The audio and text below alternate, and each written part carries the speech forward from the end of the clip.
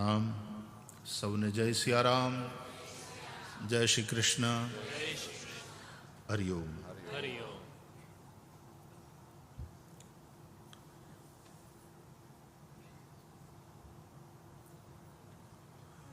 શરીરને ખોરાકની જરૂર પડે છે.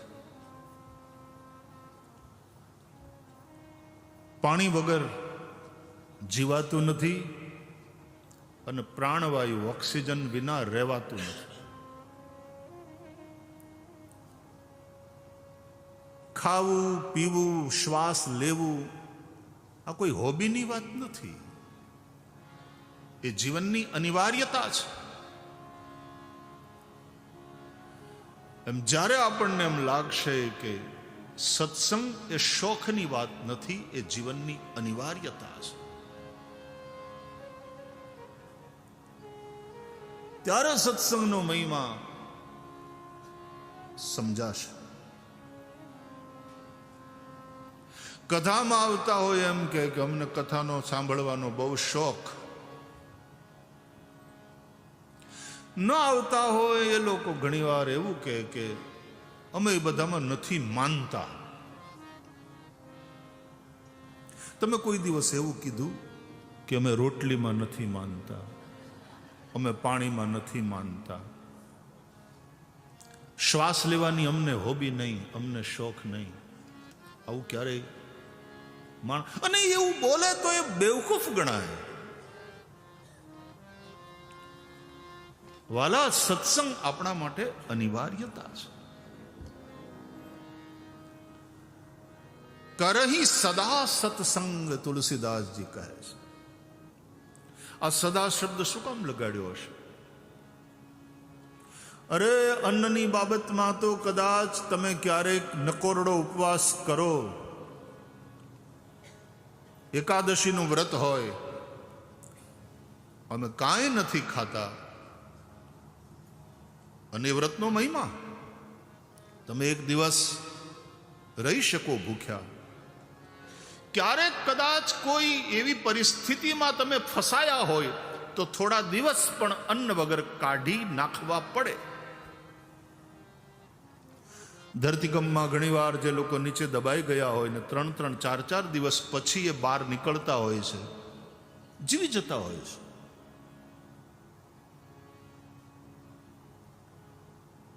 નહીં અનાજ, નહીં પાણી. નિર્જલા એકાદશીના દિવસે લોકો આખો દિવસ પાણી વગર રહી શકે એવી તપસ્યા છે. પણ પ્રાણવાયુ વિના કોઈ આખો દિવસ કાઢી શક્યો હોય એવો દાખલો હોય તો બતાવો. ભગવત કથા એ જીવનનો પ્રાણવાયુ છે. ભગવત કથાનો અર્થ છે સત્સંગ.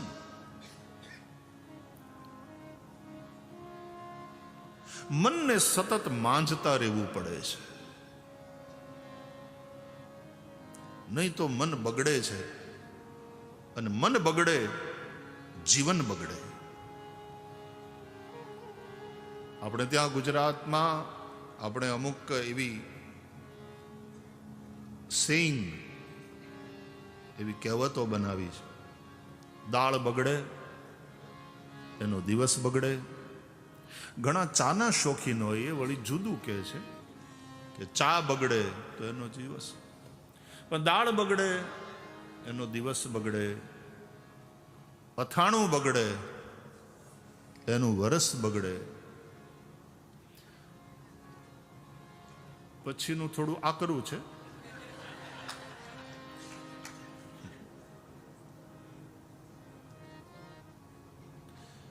એટલે જેની ઘરવાળી બગડે, અને ઘરવાળી જ નહીં, ઘરવાળો પણ એમાં આવી જાય, કારણ કે લાઈફ પાર્ટનરની વાત છે ને. અને આપણે બેલેન્સ કરીએ ત્યારે બહેનોની બહુમતી છે અહીંયા, એટલે લાઈફ પાર્ટનર એ બગડે તો એનો ભાવ બગડે, પણ મન બગડે એટલે મનખો બગડે. અને એટલા માટે જ વ્યાસ ભગવાન કહે છે, એતસ્માદ અપરમ કિંચન મનઃ શુદ્ધ્યૈ ન વિદ્યતે. ભગવત કથા જેવું મનને શુદ્ધ કરનારું બીજું કોઈ સાધન નથી. મન બગડશે, તમારી ભાવનાઓ બગડશે. મનની હારવાર બુદ્ધિ એને ટેકો આપશે અને એને ચડાવશે મનને, અને પછી કપટ કરતા શીખવાડશે. ઘણાય ખેલ કરીશું, આપણે આપણા ટ્રેપમાં અટવાતા જઈશું, મનની શાંતિ ગુમાવી દઈશું, સંબંધો બગડશે અને અંતે જીવન નરક જેવું થઈ જશે. સારા ખેલ મન કા હૈ.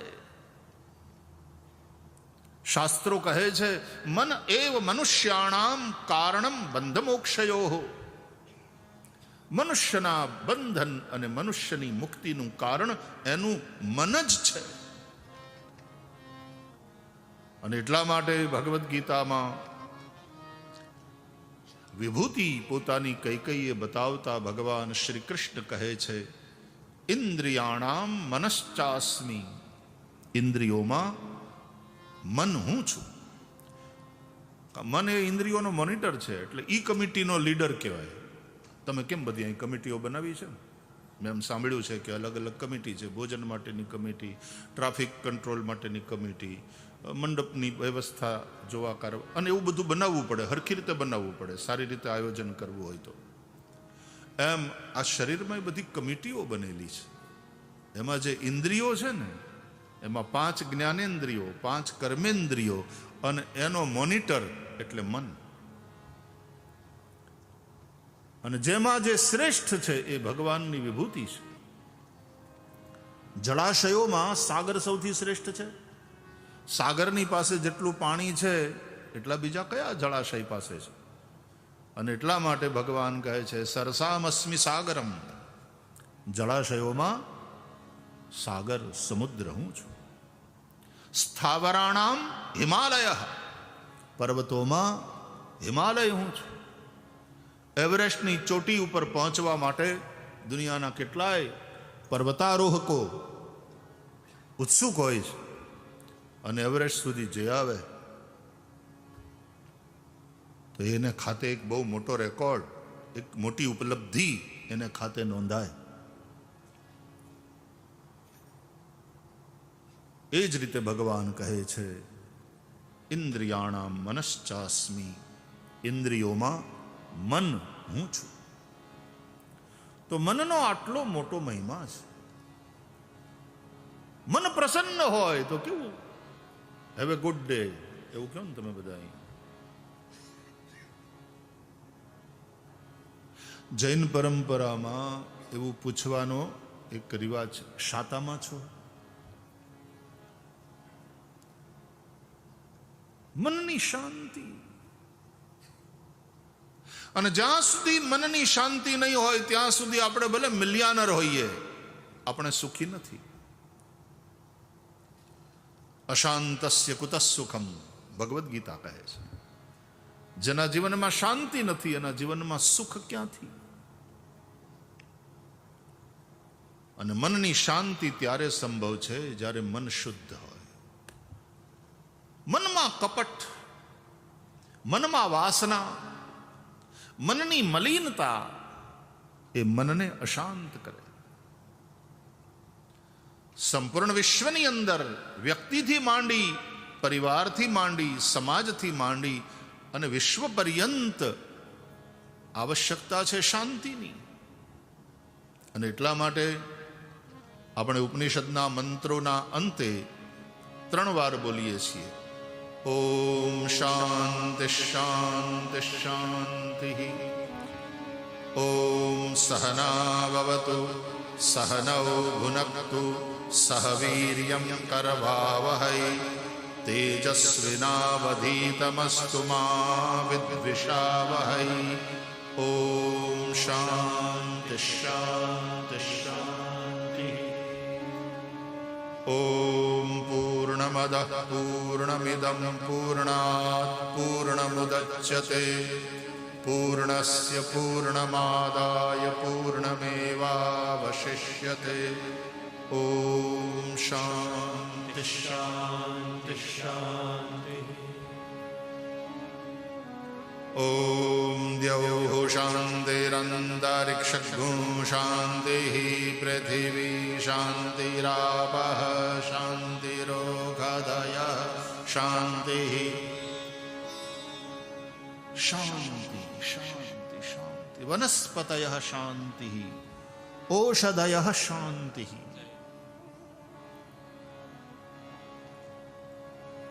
આકાશ શાંત થાઓ, અંતરિક્ષ શાંત થાઓ, પૃથ્વી શાંત થાઓ, વનસ્પતિ શાંત થાઓ, વાયુ શાંત હો, બધું જ શાંત હો. જ્યાં પણ અશાંતિ ઊભી થશે ત્યાં ઉપદ્રવ ઊભો થવાનો. અને એ ઉપદ્રવ, એ રાયટ્સ, તોફાન, તાની અશાંતિ ને. તમારું મન શાંત હશે, તમારા મનમાં ચિંતા હશે, ખાયા પિયા લગેગા નહીં. મતલબ ભલે ને તમે ખાઓ, ખાધાનું લોહી ન થાય,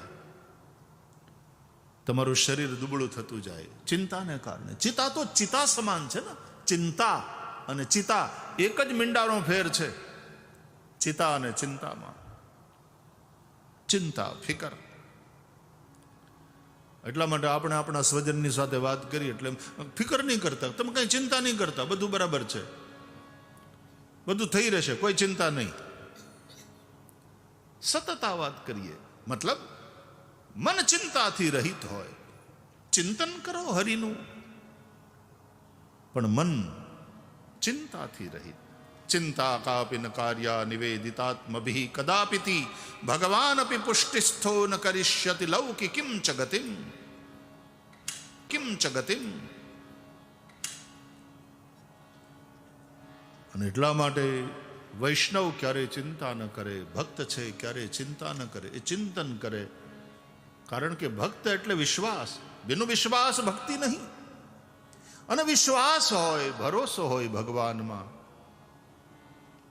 શાની ચિંતા?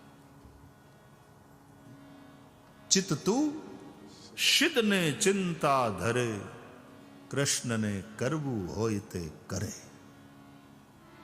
આ ભરોસાનું નામ ભક્તિ છે. તો ચિંતા નહીં. મન ચિંતાથી મુક્ત થાય, મન અશાંતિથી દૂર રહે, મનમાં શાંતિ હોય, મનમાં મલિનતા ન હોય.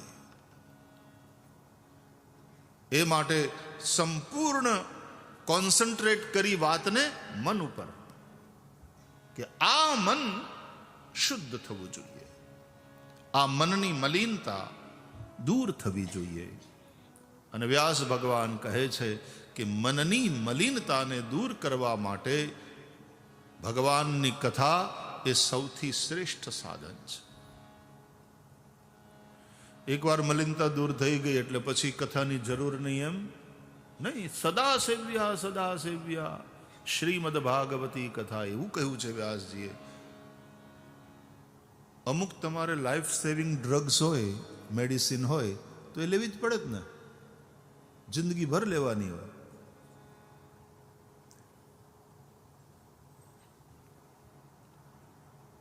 રાંધેલો ખોરાક ન બગડે એટલા માટે આપણે વ્યવસ્થા કરી છે, ફ્રીજમાં મૂકી દો.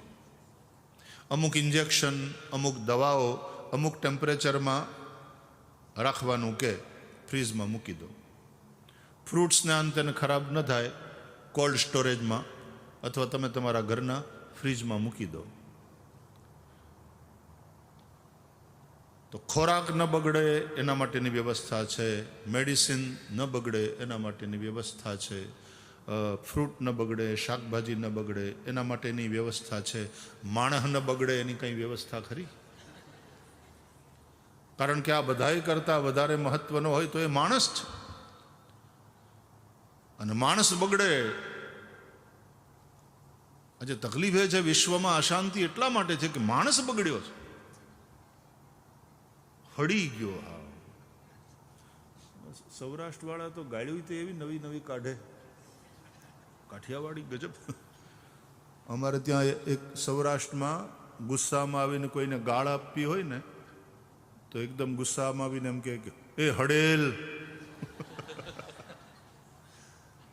એવું કે. અને સડેલી વસ્તુ હોય પછી એ ફેંકી દેવી પડે. તમારે અહીંયા હેલ્થ અને સેફ્ટી ડિપાર્ટમેન્ટ હોય છે તો એ કેટલું ધ્યાન રાખે. ખોરાક આ રીતે જ પકાવવો જોઈએ અને આ રીતે સચવાવો જોઈએ. અમુક સમયથી વધારે પેલું થઈ જાય તો ફેંકી દો, આદિ ઘણું બધું હોય છે.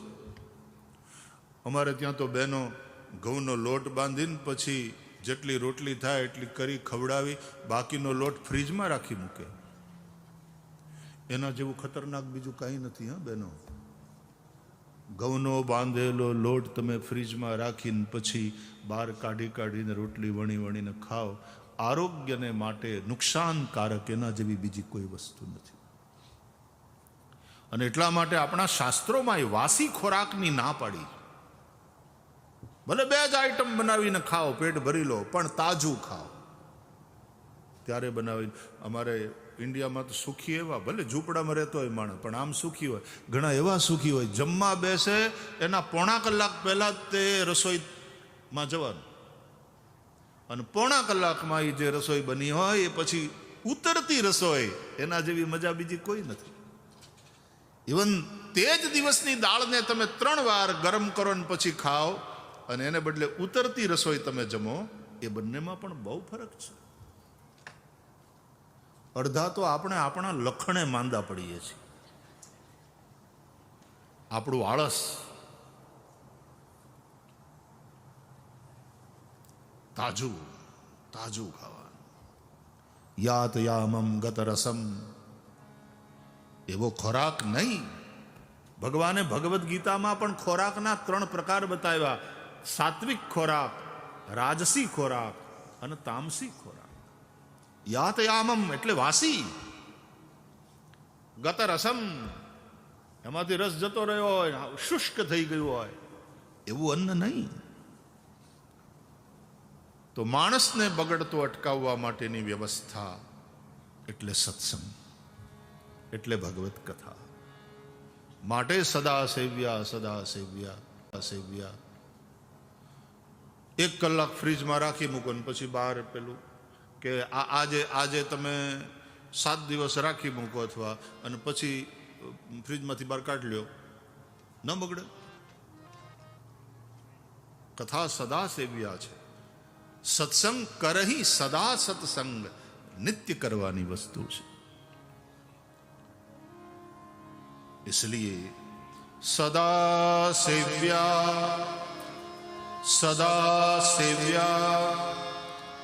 श्रीमद् भागवती कथा यस्या स्मरणमा. सदा सेव्या श्रीमद् भागवती कथा यस्या श्रवण मात्रेण हरिश्चित्तम समाश्रयेत. चित्त शुद्धि માટે ભગવત કથા, उसका આશ્રય. અને કલિકાલમાં આ બહુ સરળ ઉપાય છે. આમાં તમારે થોડું કઈ હિમાલયમાં જઈને તપ કરવાનું છે કે ભૂખ્યા રહેવાનું છે. બધી સગવડ અત્યારે છે કૈલાસ માનસરોવર યાત્રાની, અને છતાં એક્લેમેટાઇઝ થતા કેટલી વાર લાગે. અને જો શરીર એ પ્રમાણે ન થયું માંદા પડી જાય છે લોકો. મેં કેટલાય લોકોને એવા જોયા કૈલાસ માનસરોવર સુધી પહોંચ્યા પછી પણ માનસરોવરમાં સ્નાન કર્યા વગર પાછું ઉતરી જવું પડ્યું હોય. તો તમારે તો ક્યાંય જવાનું નથી, કથા તમારી પાસે આવી. આના જેવી સરળ વસ્તુ બીજી કઈ છે કે તમે આટલા ભૂખ્યા રહો ને આટલા જપ કરો ને કઈ નહીં. ગોસ્વામી તુલસીદાસજી એટલા માટે કહે છે રામચરિતમાનસ, એહી કલિકાલન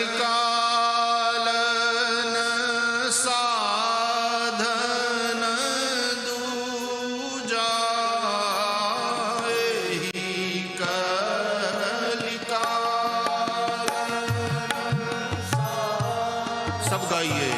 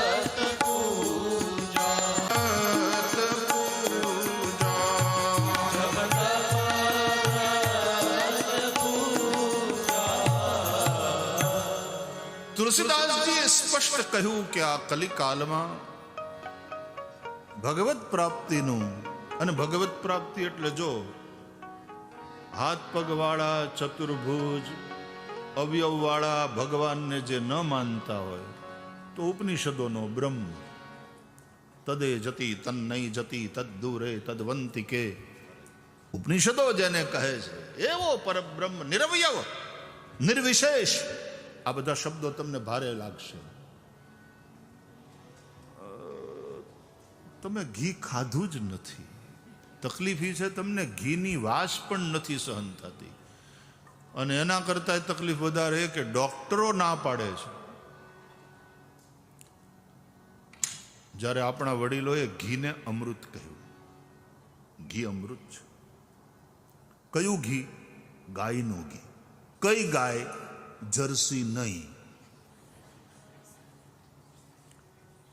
વેદ લક્ષણા દેશી ભારતની પરંપરાની એ નસ્લની જે ગાય છે એ ગાય અમારી પાસે સાંદીપનીમાં 300 કરતા વધારે ગીર નસ્લની પ્યોર ગીર એ ગાયો છે,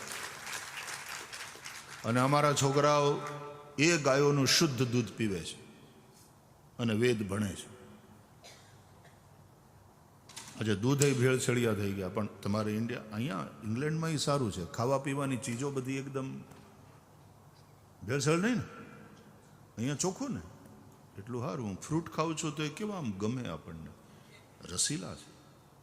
અહીંયા દૂધ પીએ, ભલે ઓલી ગાયનું દૂધ નથી મળતું, A1 મિલ્ક છે અહીંયા, A2 નથી. હા, ટાઈપ A1, ટાઈપ A2 એ મિલ્ક છે ને, એ વધારે સારું તમારા આરોગ્ય માટે. તો આપણે ત્યાં 100 કરતાં વધારે, 300 કરતાં વધારે ગાયો, 300 ઋષિકુમારો, 300 કરતાં વધારે ગાયો ને વાછડા, એટલે એક ઋષિકુમાર દીઠ એક ગાય છે. અને શુદ્ધ દૂધ, એનું શુદ્ધ ઘી, એનાથી ભગવાન શ્રી હરિનો ભોગ બને છે. એ શુદ્ધ ઘી એ અમારા હવનમાં અને વૈશ્વદેવમાં વપરાય છે. આ ઘી અમૃત છે. આપણે ત્યાં ભગવાનની પૂજામાં પણ આપણે પંચામૃત વાપરીએ છીએ. એ 5 અમૃત એટલે કયા? દૂધ, દહીં, ઘી, સાકર અને મધ. આ 5ને ભેગા કરો, એની માત્રા અલગ અલગ હોય, પાછી એની એક પદ્ધતિ છે. જેટલા ચોખા હોય એટલું મીઠું હોય.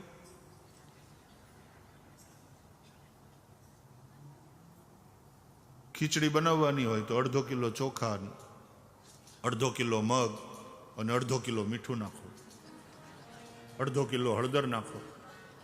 એવું હોય નહીં, એનું પ્રમાણ હોય તો ખીચડી બરાબર થાય. એમ પંચામૃતમાં દૂધ કેટલું લેવું, દૂધ કરતાં ઓછું દહીં, એના કરતાં ઓછું ઘી, એના કરતાં ઓછું મધ, એના કરતાં ઓછી સાકર. આ રીતે એનું પ્રમાણ નક્કી થયેલું. અને એ રીતે તમે પંચામૃત બનાવો, બહુ મીઠું લાગે, પીવા જેવું. તમને ભાવે તો પીવાય, ખાલી ભગવાનને જ પંચામૃતથી સ્નાન કરાવવું એમ નહીં. હાવ હાચું કહું ને, જો તમને પરવડે અને તમને ગમે તો તમે પંચામૃતથી સ્નાન કરી શકો. રિયલી શરીર માટે બહુ સારું છે, જો તમને પોસાય તો અને ફાવે તો. એટલા માટે તો દૂધો નહાવ પૂતો ફલો, ये आशीर्वाद दिया जाता. दूधो नहाओ और पूतो फलो. दूधो नहाव, दूधથી માણસ ક્યારે નાય? બહુ પૈસા હોય, ભગવાનની ખૂબ દયા હોય, ખૂબ સમૃદ્ધિ હોય. ઓ પૂતો ફલો યાને વંશવૃદ્ધિ. તમારે ત્યાં દીકરા હોય, એને ત્યાં દીકરા હોય, અને આ રીતે જેમ ઝાડવાને ફળ લાગે ને, એમ તમારા વંશને એને ફળ લાગતા જાય. દૂધો નહાવ પૂતો ફલો. તો જો ફાવે તો તમે દૂધથી સ્નાન કરી શકો. દૂધથી સ્નાન કર્યા પછી પાછો એક ચોખ્ખો શાવર લઈ લેવો, ચોખ્ખા પાણીનો. પછી દહીં નાખવું, માથાથી લઈ આખા શરીરે ચોળવું. આમ સિરિયસ, હા, હસવાની વાત નથી. આ તમે કલ્પના વહી ગઈ છે. ભગવાનને જેનાથી નવડાવી એનાથી આપણે પણ નાહી શકીએ. દહીં તમે માથામાં નાખો, વાળમાં ખોડો થાય તો કહેજો, ડેન્ડ્રફ વયો જાય. એટલે પછી દહીંથી નાહે અને પાછા શુદ્ધ પાણીથી દધિ સ્નાનમ સમર્પયામી, દધિ સ્નાનાંતે શુદ્ધોદક સ્નાનમ સમર્પયામી. અને એ થઈ જાય પછી પાછા ઘીથી નાવ.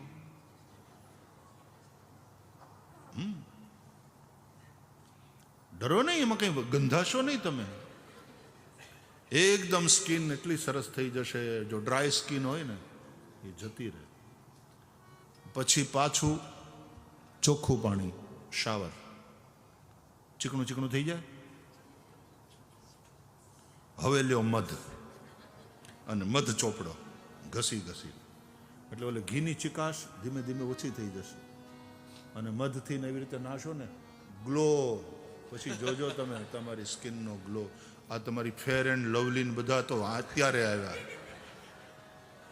અહીંયા મળે છે, એવું નથી. અમારે ઇન્ડિયામાં તો બહેનો બહુ એની વાત. અને એ પછી જે થોડી ઘણી ચિકાશ રહી હોય ને, તો પછી સાકર ઘસો, બધી ચિકાશ નીકળી જશે, ચામડીના છિદ્રો બધા ખુલી જશે.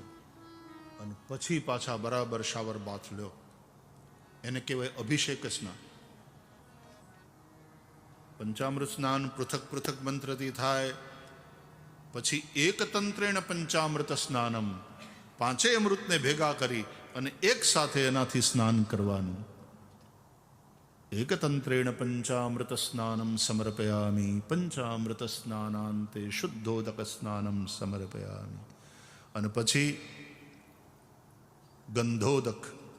તમે ભગવાનની પૂજા જોઈ છે ને, ષોડશોપચારથી અમારા ભૂદેવો કરાવે. ગંધોદક એટલે એમાં ચંદન ઇત્યાદિનું પાણી, એનાથી નાવાનું. ઉદ્વર્તન સ્નાનમ સમર્પયામિ. અત્તરવાળું પાણી, એનાથી સ્નાન કરવાનું. તીર્થોદક સ્નાનમ, બધા તીર્થોનું જળ, એનાથી સ્નાન કરવાનું. અને એ બધી વિધિ થઈ જાય એ પછી ભગવાનનો અભિષેક થાય. અભિષેક એટલે બરાબર હરખી રીતે નિરાતે શાવર બાથ ભગવાનના ઉપર અભિષેક કરવાનો. ગણેશજી હોય તો ગણપતિ અથર્વશીર્ષનો પાઠ અમારા ભૂદેવો કરે અને લગાતાર અવિચ્છિન્ન જલદુગ્ધ ધારાથી ભગવાન મહાદેવને અમે રુદ્રી કરીએ અને અભિષેક થાય. ભગવાન વિષ્ણુ શાલિગ્રામ ભગવાનને અભિષેક થતો હોય તો પુરુષ સૂક્તનો પાઠ થાય. દેવી માં ભગવતી એનો અભિષેક કરતા હોઈએ તો શ્રી સૂક્તનો પાઠ થાય, અથવા દેવી અથર્વશીર્ષથી અભિષેક થઈ શકે. અને અભિષેક સ્નાન થઈ જાય પછી શુદ્ધવાલ સર્વશુદ્ધવાલો મણિવાલસ્ત આશ્વિના શેત શેતાક્ષો ઋણસ્તે રુદ્રાય પશુપતે એમ કરી અને એ મંત્રથી શુદ્ધોદક સ્નાન ભગવાનને કરાવી અને પછી શુદ્ધ વસ્ત્રેણ પ્રમૃજ્ય, શુદ્ધ વસ્ત્રથી લૂછી ભગવાનના શ્રીઅંગને અને પછી વસ્ત્ર ધરાવવાના. વસ્ત્રમ સમર્પયામિ ઉપવસ્ત્રમ સમર્પયામિ યજ્ઞોપવિતમ સમર્પયામિ.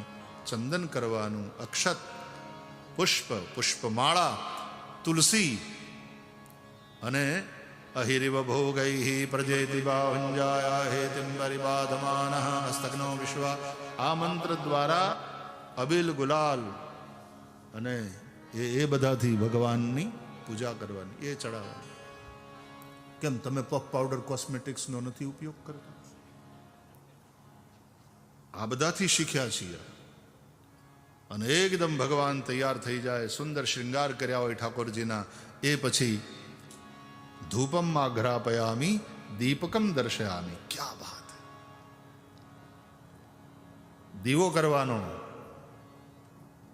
અને ધૂપ અગરબત્તી. અહીંયા દીવો પ્રગટ કરીને મૂક્યો હોય, અહીંયા અગરબત્તી હોય, કેવું પવિત્ર વાતાવરણ થઈ જાય. અને એ પછી નૈવેદ્ય, પછી ભગવાનને નૈવેદ્ય ધરવાનું. નૈવેદ્ય ધરી અને જલથી સંપ્રોક્ષિત કરી તન મધ્યે તુલસીદલમ પ્રક્ષિપ્ય, એમાં તુલસીદલ પધરાવી અને પછી ગ્રાસ મુદ્રામ પ્રદર્શ્ય. ગ્રાસ એટલે કોળિયો. ગ્રાસ મુદ્રા કરી અને પછી પંચ પ્રાણને પંચ આહુતિ